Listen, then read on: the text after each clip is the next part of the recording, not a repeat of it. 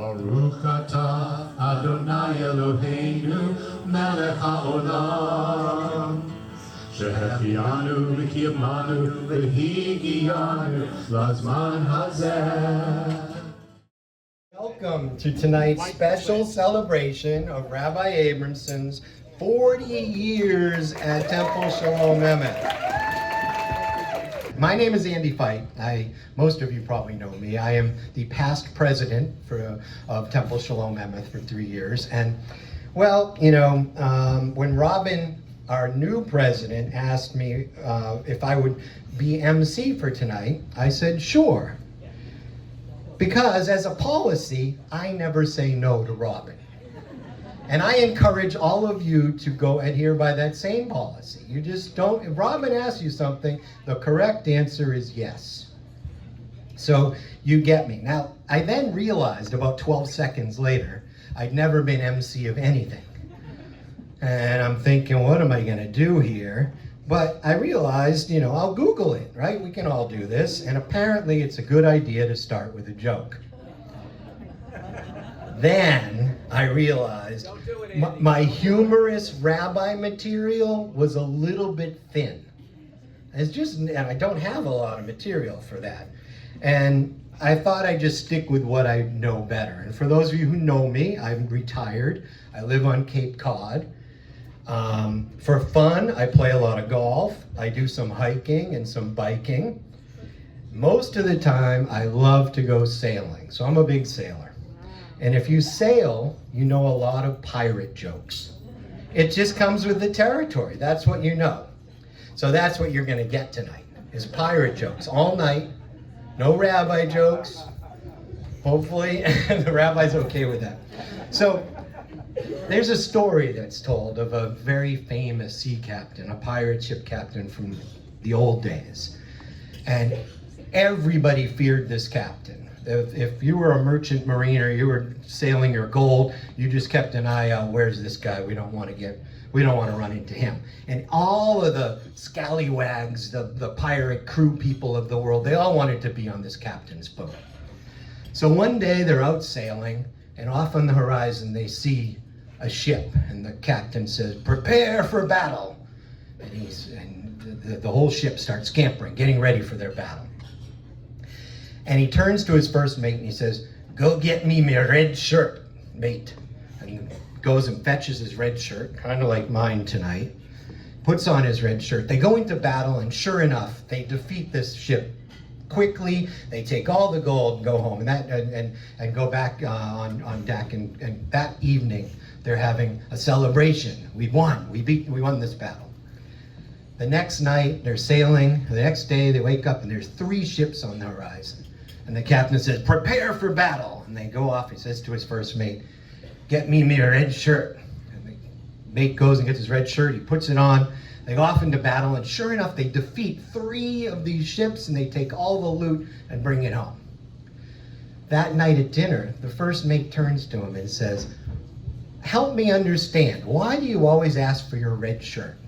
And he says, "That's a good story. You should learn some leadership. I put on my red shirt because in case we're at battle and I should get stabbed, I don't want the crew to see that I'm bleeding. For I know that we will win, and if they don't see my blood, we will be successful." Everybody's like, wow, what a great idea. The next day, they're out sailing and they see 10 ships on the horizon. And the captain says, "Prepare for battle." And the mate says, "Should I get your red shirt?" He says, "Yeah, get me a red shirt and get me brown pants too." Okay, so now you know why I'm wearing the red shirt, because if the rabbi doesn't like anything I do tonight, she stabs me with a fork. I don't want any of you to see me bleed. But this is a serious occasion, so I promise to do my best to make sure we have no more laughs. And you're probably wondering, how is he going to get from a pirate joke to a toast honoring the rabbi? And frankly, right about now, I'm wondering the same thing. But actually, it's kind of easy because it's one word, and it is leadership. That pirate captain, He never wavered when leading his crew. And Susan has led us through 40 years of ups and downs, happy times and not so happy times, growing membership, some challenging years, and even a pandemic. And through it all, she has been an exceptional leader for our congregation and for the Jewish community here in the Burlington, Bedford, Billerica area. 40 years, let that sink in. I know many of us are over 40 here tonight. Not that far over 40, but you know. I'd like everyone to stand up for a moment, those who can stand. If you can't, just stand up in your hearts and you can raise your hand. But we're all going to stand up for a second.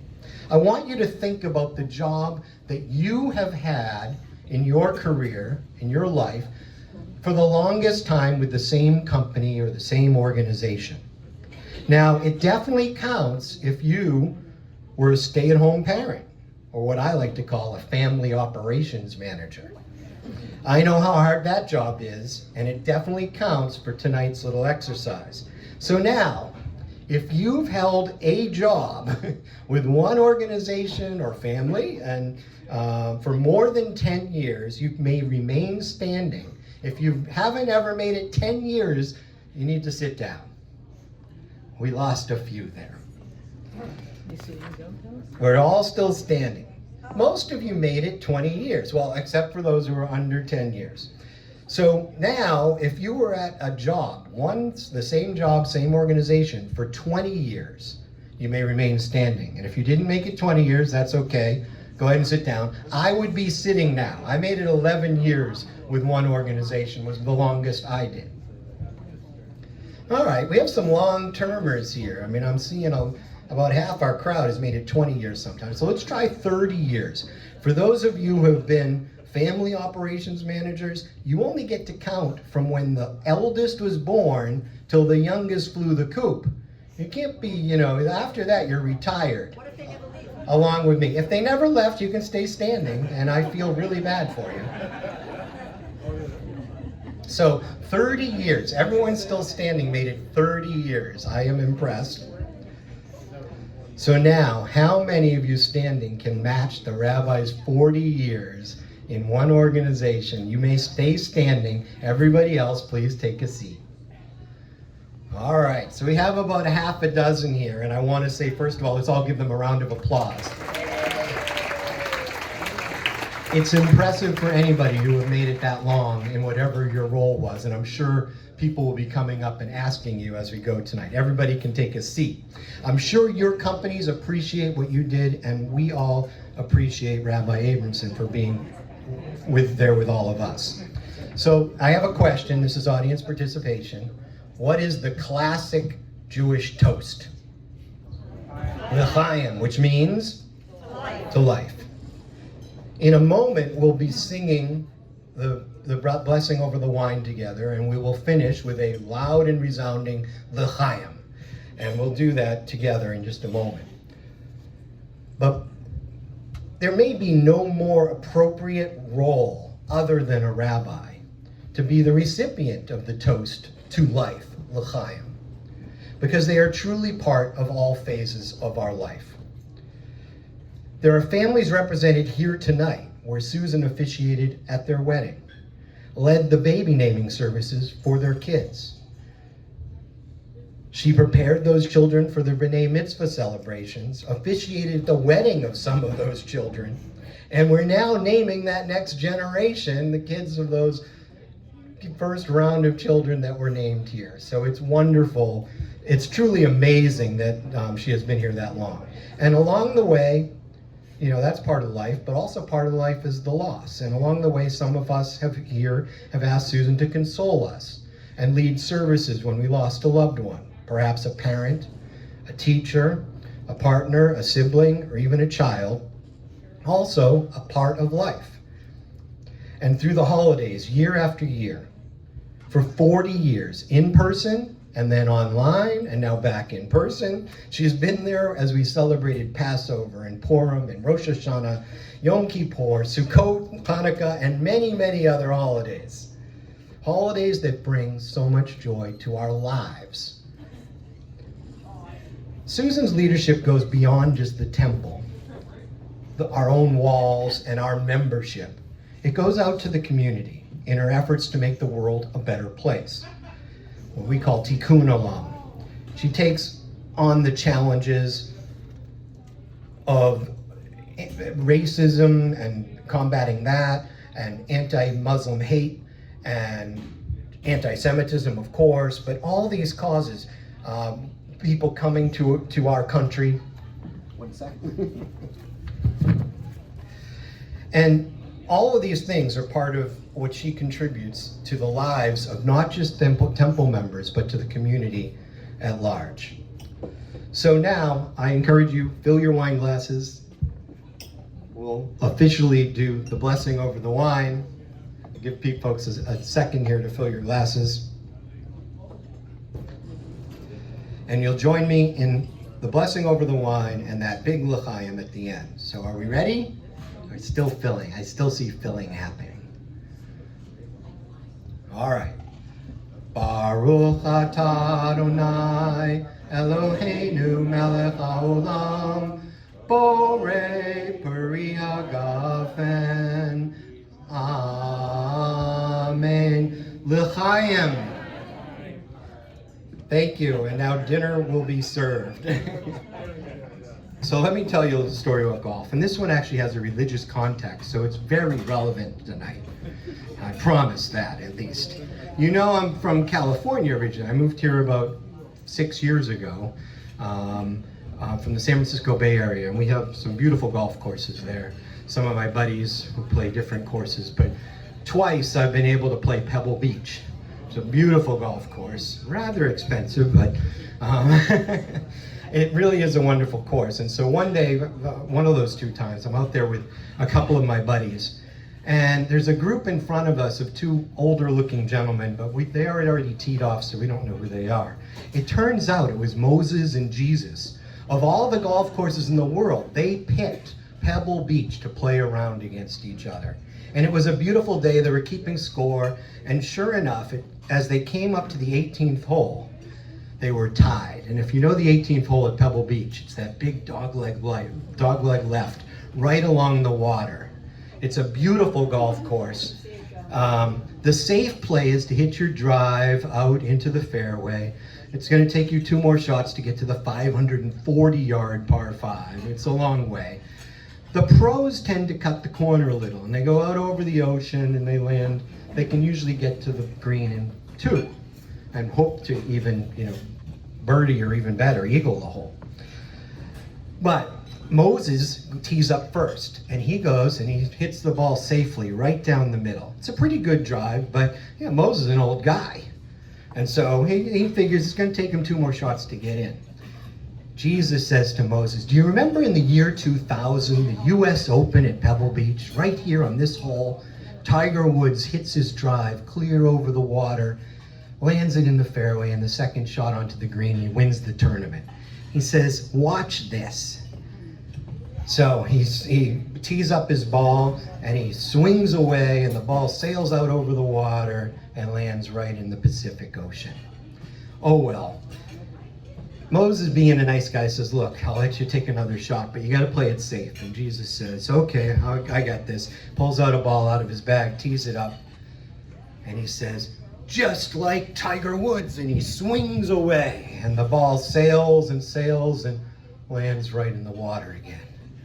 Moses just nods, shakes his head and says, okay, 1 more mulligan. For those of you who don't know, mulligan is you get a free shot in golf if you don't have to keep score. So Jesus searches his bag and he finds his very last ball. He's got 1 golf ball left, and he tees it up. And he says, in the name of Tiger, he yells, and he hits the ball 1 more time, and wouldn't you know it, falls right in the water again. That was his last ball.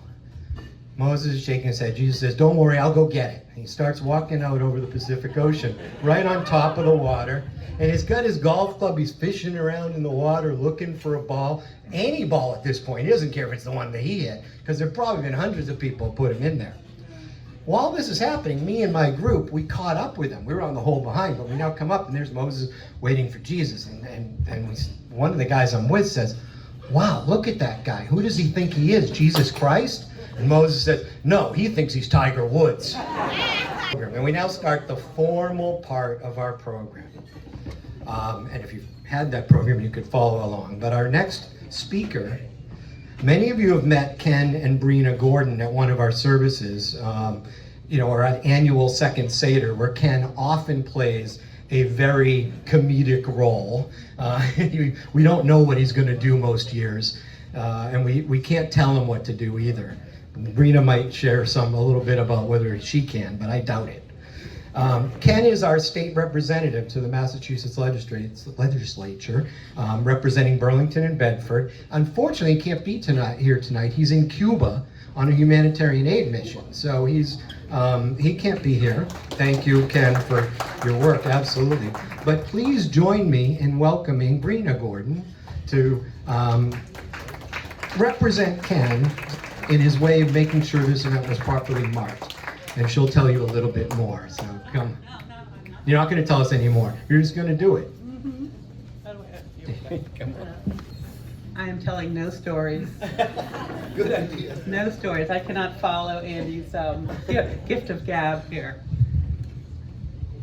Ken is deeply apologetic. He does wish he could be here. We can't even communicate. There's no Wi-Fi. He said, WhatsApp. I'll give you a quick text tomorrow. So I don't think he's really suffering, but I think he's working pretty hard.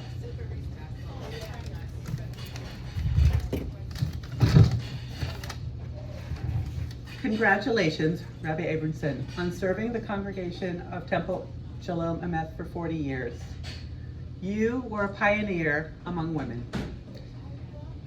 And for that alone, you're a huge role model to me and for all women and girls to follow.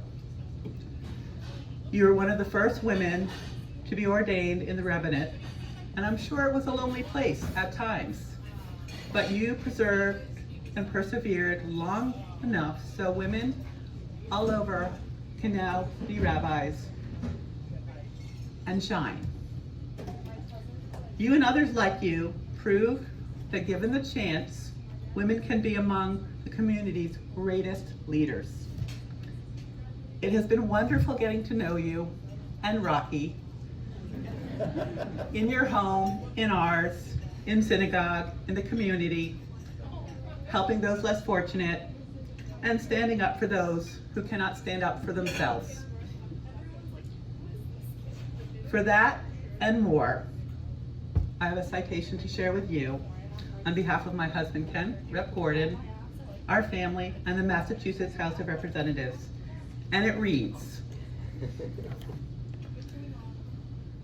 the Commonwealth of Massachusetts, be it hereby known to all that the Massachusetts House of Representatives offers its sincerest congratulations to Rabbi Susan Abramson in recognition of 40 years as prayer leader at Temple Shalom Emeth in Burlington. The entire membership extends its very best wishes and expresses the hope for future good fortune and continued success in all endeavors. Given on this day, the 16th day of November 2024, signed by Ron Mariano, Speaker of the House, Rep. Gordon, and Mara. So, congratulations. We love you. Now it is my distinct pleasure to introduce our current Temple President, who I thank for relieving me of 3 years as Temple President, Robin Frisch, for a special presentation. Good evening, everyone. It's so good to see all of you here. I hope you are enjoying yourself. I hope the food was good, and I know the company is wonderful. I'm very, very thrilled to be here. Tonight, of course, we have the honor of celebrating an incredible milestone. And I've heard some of this I've experienced myself, and so many of you have shared history with me, and I've learned so much about for everything from the very beginning, even the chocolate muffin. We have the honor of celebrating 40 years of dedication, of wisdom, and compassion that Rabbi Susan Abramson has shared with all of us. This journey has been one of unwavering guidance, deep connection, and meaningful service to our congregation, the greater community, and beyond. And before I say anything further, I want to read some very special words that Rabbi's son Aaron Dvorkin sent since he could not be here today. He is in Hawaii, where he is doing his best work to make the world a better place. So here we go. Shalom and aloha, everyone. I'm sorry I couldn't join you all today to celebrate my mom's 40th anniversary at the temple. For most of the 40 years you are all celebrating today, I have watched the temple go through different phases and withstand challenges that come with being a small community. But over 4 decades, my mom has ensured that the temple has maintained its core values. Most importantly, everyone is and has always been welcome at the temple, regardless of background, identity, or any other characteristics. This is a testament to my mom and everyone else who has helped maintain the temple's character over the past 40 years. That she has managed to uphold important values over 40 years through thick and thin is admirable. Congratulations, Mom, on this incredible milestone.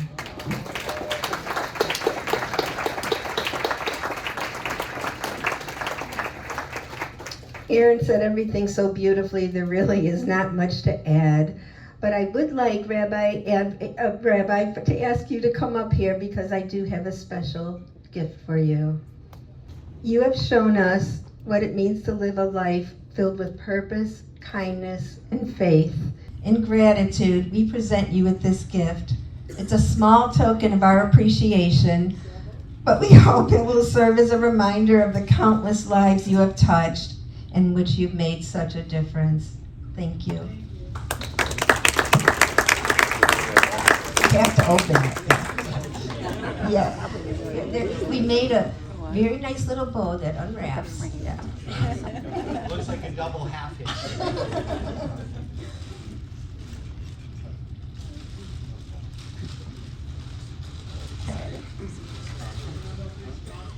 Oh, nobody's watching. It's the Shachianu prayer.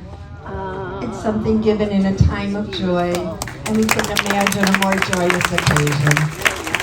Next up, yes, congratulations. It's a beautiful piece of artwork. You should go see it. It's really nice.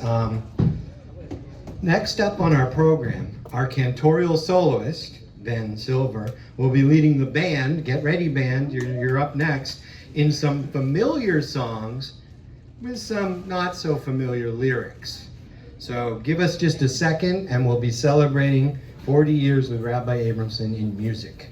To start off, I'm going to pass the baton, so to speak, to one of our band members and a longtime temple member, Fran Bluefield. Hello.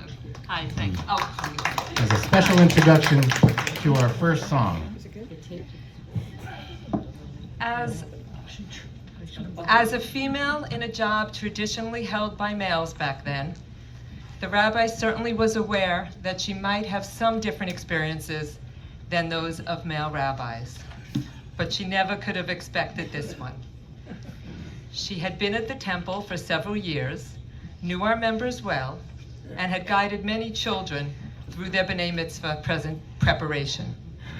A few days before the bat mitzvah of one of the girls she'd worked closely with, the girl's parents approached her. This isn't uncommon. Often parents want to express their appreciation for all she'd done to help their child get ready for the big day. But in this case, they had something else in mind. Looking quite serious, they approached her and said, "Rabbi, don't wear the red sweater." And so, just as she has done for us so many times, we put the experience to music We hope you enjoy the red sweater. With lyrics by Fran.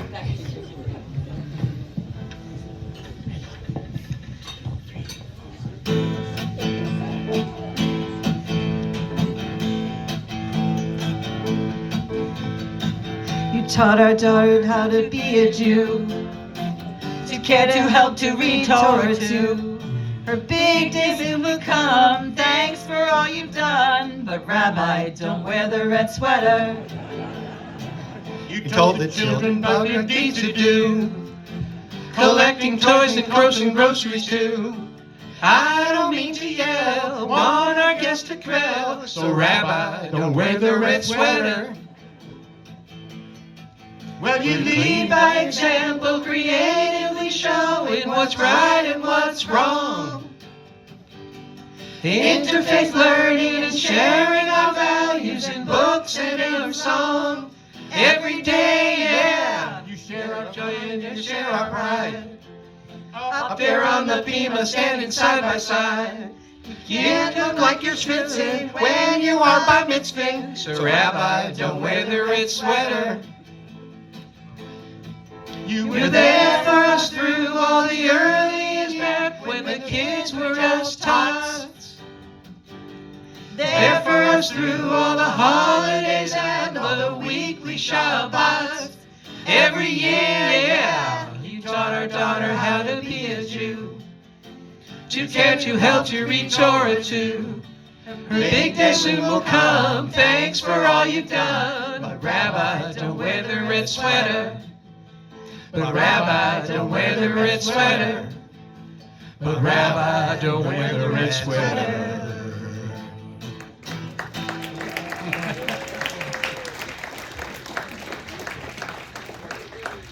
You know, it was so funny when you and I were talking before, and I said something about the red that you wore yesterday, and you told me something about that, and I just was trying to keep myself from saying, wait till you hear it. That was great. And Fran wrote that song. Fran wrote it. Isn't that great? So Fran was doing what the Rabbi has made a real name for herself in being able to do, which is to write wonderful parody lyrics to a lot of good songs, and usually for special occasions that merit those lyrics. And we'd like to do a little medley of a few of those songs that she has written through the years, marking special occasions or special achievements of hers. So, as you all know, she was our rabbi during the pandemic, and this first song is one that she wrote about what religious life has had to be during the pandemic when we couldn't all come to temple and share services together. Based on a Bob Dylan song that everybody knows. This is called The Virus, and these are just a couple of verses from it, not the whole thing. It's called The Virus is a Ragin'.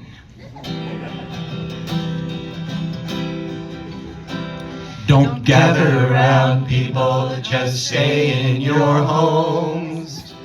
And be careful, this plague that's around you don't roam. This Passover feels like a real twilight zone. If the Seder to you is worth saving, then you better get Zoom or just call in by phone, for the virus is a raging. Come Jews and all others throughout the land, though our Seder this year may not be what we planned, let us touch with our hearts what we can't with our hands. It's our freedom that we are craving. So let's celebrate Pesach the best that we can, while the virus is a raging.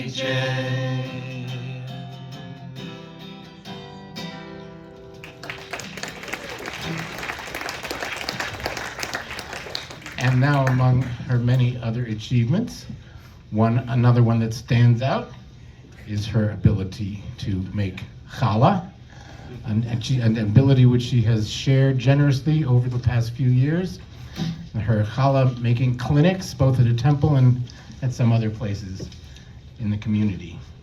I was just at one about less than a month ago in a church in Bedford, where she hosted another challah clinic like that. And somewhere along the line, she made a video. A lot of these songs that she's written also she's put on video, and this is one where it's called the Gala song.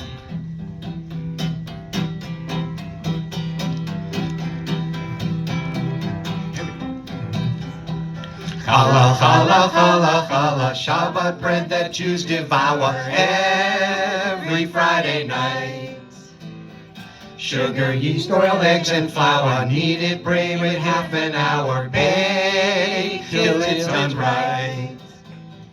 Every Shabbos make a Torah portion, chew upon the story with devotion. 10 Commandments, Noah's Ark for Moses, there's a challah for them all. You can be a Jewish Bible scholar if you make a weekly Torah portion challah. All you need some eggs and yeast and flour, just ask Rabbi Rocket Power. Sure, many of you remember that she used to make challahs in the different shapes according to what Torah portion was being read that week.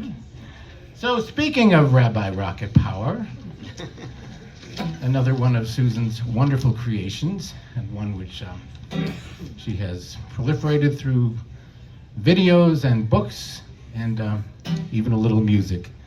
This is to the tune of a song called Lach Yerushalayim, and this is the last part of that tune, to the song of Rabbi Rocket Power.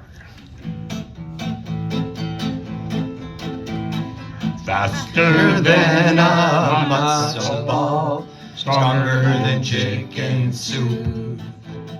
Rabbi Rocket Power is our Jewish loop. When there's trouble, she will rumble away, up and away. Rabbi Rocket Power, she will save the day. Rabbi Rocket Power, oy vey, up, up, and away. Rabbi Rocket Power. So we were looking back at songs from 40 years ago, and we kind of, there were quite a few good songs there, but then we sort of widened the net a little bit, and we picked a couple of songs. One is 40 years old, and one I think maybe a year or two before that, but the title of that song was so apt that we decided to do a song, to use that for a song as well.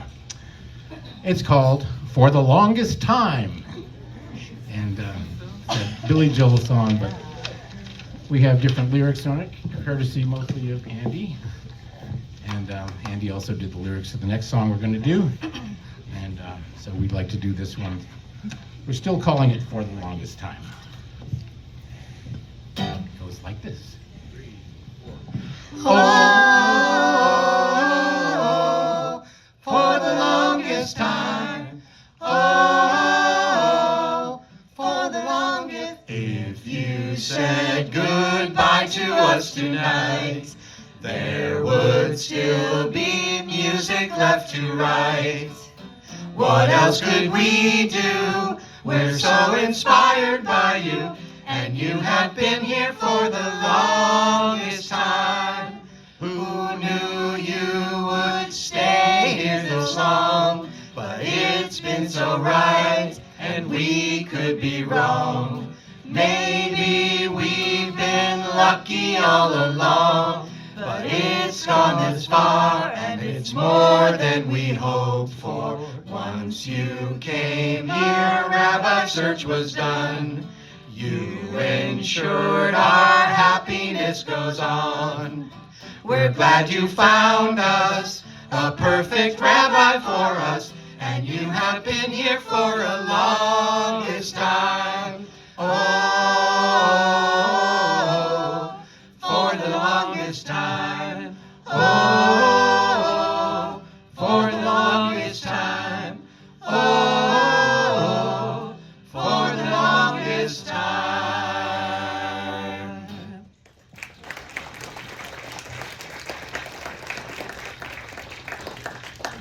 One more song we'd like to do is this one really is from 1984. It's a little more serious, but we did change the words to it a little in a way that we thought was appropriate. It's always been one of my favorite songs anyway. It's a Stevie Wonder song. And we will sing it without saying the name because we kind of changed the name a little bit to fit the message that we have for it. So it goes like this. Andy wrote the lyrics to this. No New Year's Day to celebrate. No chocolate-covered candy hearts to give away. No burst of spring, no song to sing. In fact, it's just another ordinary day. No April rain, no Pesach Seder, no Shabbat Saturday within the month of June. But what it is something true, made up of these three words we came to say to you. We're just here to say we thank you. We're just here to say how much we care. We're just here to say we thank you. And we mean it from the bottom of our hearts. No summertime, no warm July, no harvest moon to light one special Sukkot night. No shofar blow, no falling snow, not even in time for birds to fly to southern skies. No Yom Kippur, no Halloween, no giving thanks for all the year-round joy you bring. But what it is, so old, so new, to thank you like no other words could ever do. Everybody! We're just here to say we thank you. We're just here to say how much we care. We're just here to say we thank you. And we mean it from the bottom of our hearts. Of our hearts. Of our hearts. Of our hearts.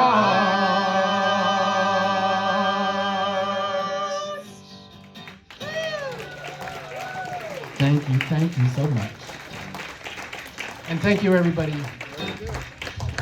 We will now go on for the Thank you, rest of the band. evening. That was really great, and I'm sure the rabbi's going to want to see the words afterwards and remember those always. We now have a very special video that was put together by the folks over at BCAT. Oh, Oh, we have a special gift. No, we can do it now. We have a special gift from the band. A special gift from the band that I was supposed to do earlier, and I do it. Right here, you don't have to get up. This was supposed to come earlier. We forgot. We were a little too caught up in the moment. It's a special gift so that you will remember.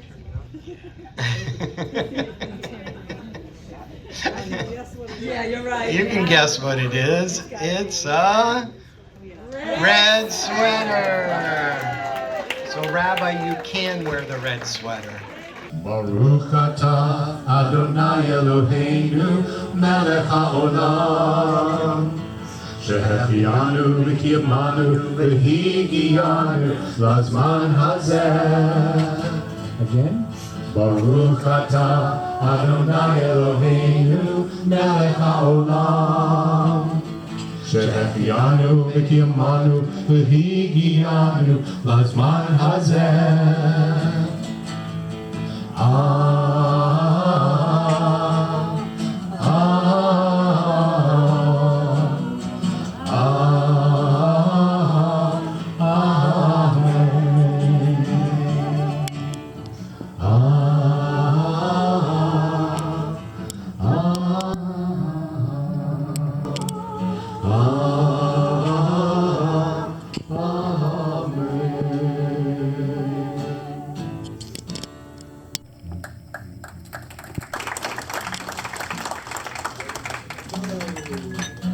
Now joining us, the song of congratulations, Siman Tov u'Mazel Tov. Siman Tov u'Mazel Tov and Mazel Tov and Siman Tov. Siman Tov and Mazel Tov and Mazel Tov and Siman Tov. Siman Tov and Mazel Tov and Mazel Tov and Siman Tov. Ye'anu. Mazel Tov and Mazel Tov and Siman Tov. Siman Tov and Mazel Tov and Mazel Tov and Siman Tov. Siman Tov and Mazel Tov and Mazel Tov and Siman Tov. Ye'elanu, Ye'elanu, Ye'elanu, Kol Yisrael. Ye'elanu, Ye'elanu, Kol Yisrael. Ye'elanu, Ye'elanu.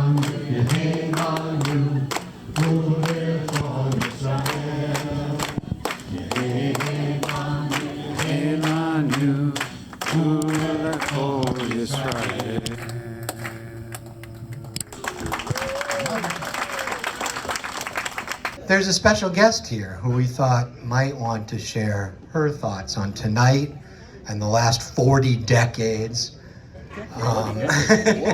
as head of our congregation, as our spiritual leader. So let me invite up Rabbi Susan Abramson. I can't believe this. I'm just very verklempt, and it's just like a little overwhelming to just see all of you out here, and just all of my friends, like all of my friends are here, both from the congregation and outside the congregation. And it's really, really just amazing to think that of everything that we've been through together for all this time. But I did want to go back and just talk about how I started here, and as I'd like to say, it wasn't exactly a piece of cake. Because if you were here, if you interviewed me, raise your hand. Oh, Sue is here somewhere. Oh, so Sue and Amy and Mike Berlow, our beloved past president, before I even started here, they took me out. When I came to be interviewed, they took me out. Rabbi Pernick, when you were when you were interviewing for your congregation, did they take you out to a nice dinner and like wine and dine you? No. Well, the same thing. Well, so Amy and Sue and Mike took me out to Pewter Pot, and I was given a chocolate muffin and I think tea or something, and so they interviewed me, and I thought, I left thinking, I just remember leaving thinking, they really seemed like really, really, really nice people, but if they were really serious about me, they wouldn't be taking me out for a muffin. So I was like a little upset that maybe this wasn't gonna work out, and I was so upset because I liked them so much immediately, and then I was surprised that they invited me to a meeting of the Religious and Ritual Committee, and we sat around the table, and they said, you know, we're interested in you, but we really want to hire you as a part-time rabbi.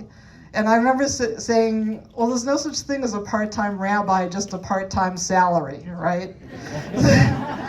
So then I thought, oh no, I can't believe I'm saying this to them. And then I remember another member of the committee who is not here saying, well, we would consider hiring you as a full-time rabbi if you can sing.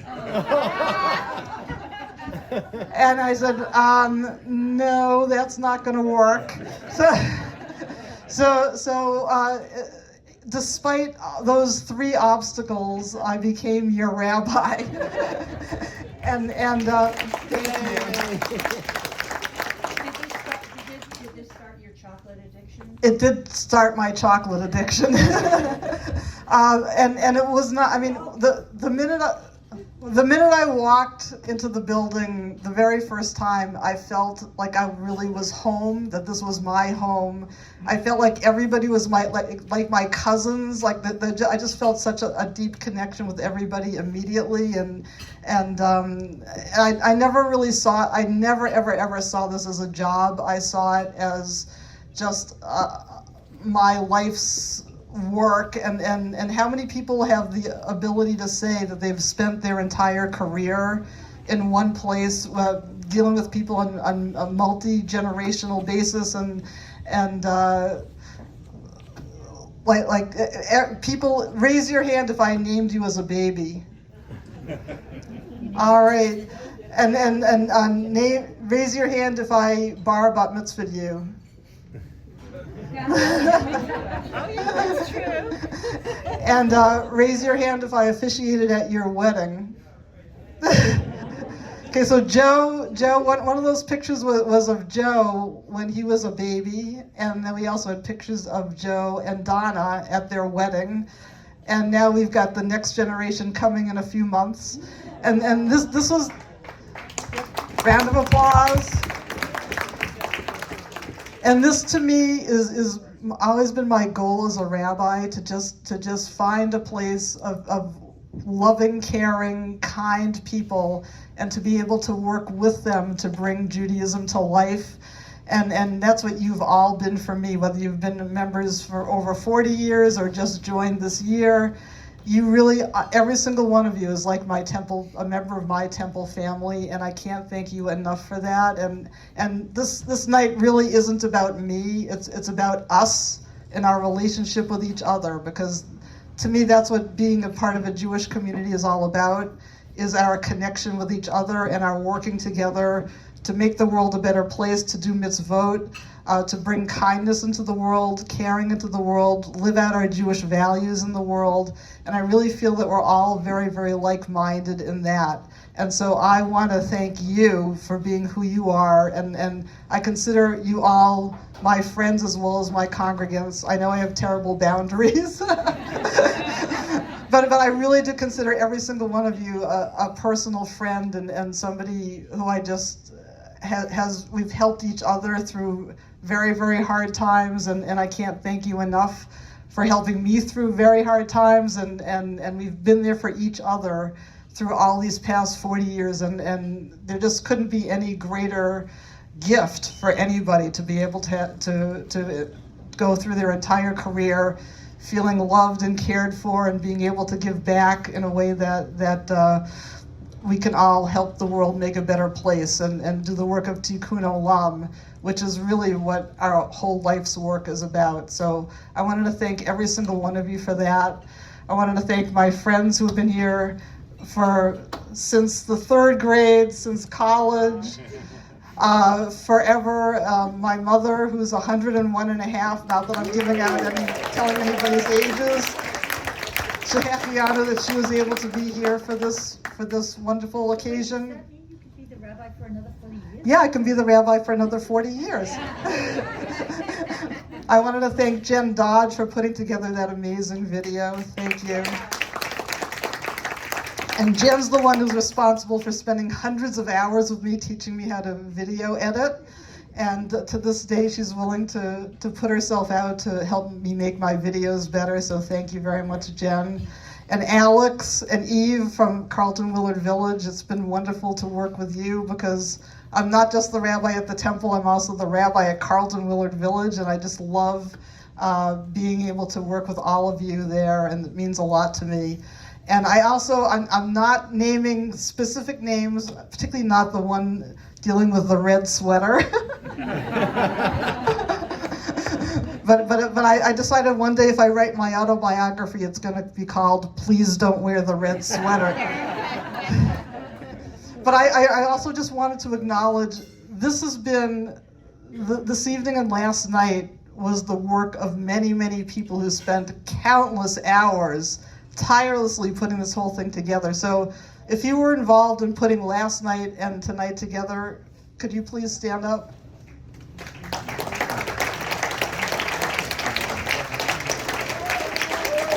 Yeah, let's give them a huge round of applause.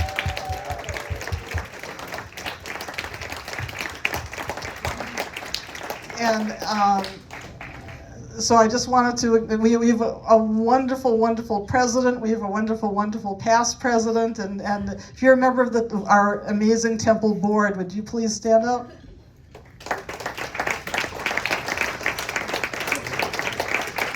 Thank you all so much. And it's really, again, been an honor and a privilege to be your rabbi. And most of my colleagues have retired at this point. and people keep saying to me, so, how much longer you're going to be doing that? But to me, this is a pleasure. It's not work. It's just like the joy of my life. So why would I want to stop doing it, right? So thank you again to all of you, and thank you for being here, and onward to the next 40.